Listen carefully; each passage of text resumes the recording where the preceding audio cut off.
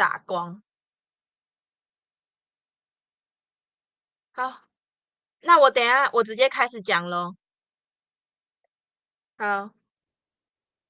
Hello, my dear teachers, judges, and classmates. My name is Xu Ziwei, and today I would like to take this opportunity to talk about the Coursera course I took, which is Global Diplomacy. My presentation has been divided into four parts. I'll start with the reason I chose this course, and then the professor of this course, the content in each week, and finally my reflections. First of all, I would like to share with you why I chose this course.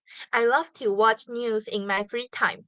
There are many international news reports about the relationship between plenty of countries, and I'm interested in those kind of knowledge. In addition, being a diplomat has been an ideal job to me since I was little.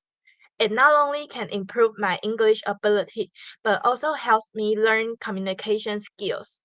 By studying this course, I can learn more about global diplomacy and also know broader about this field.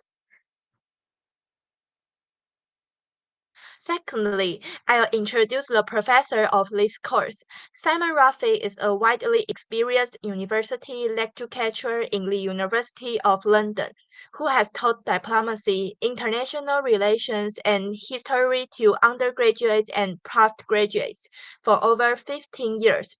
He has been recognized for the excellence of his teaching with a number of teaching and learning awards, including an international e-learning award in 2010. His research interests lie in the broad field of international and diplomacy history and focus on U.S. foreign relations with the rest of the world and the diplomacy of international sport.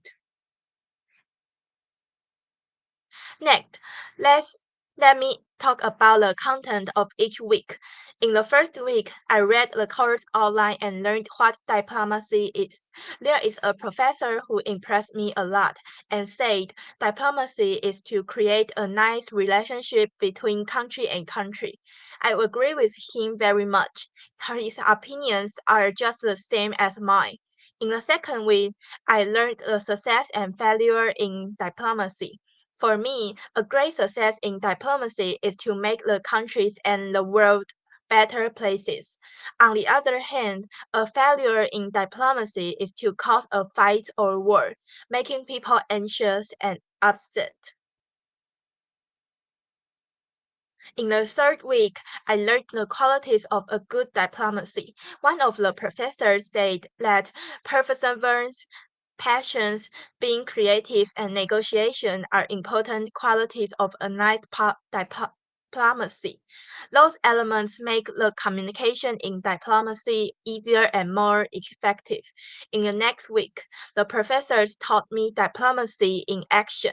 One of the professors gave an example, which is the East India Company in the 1700s.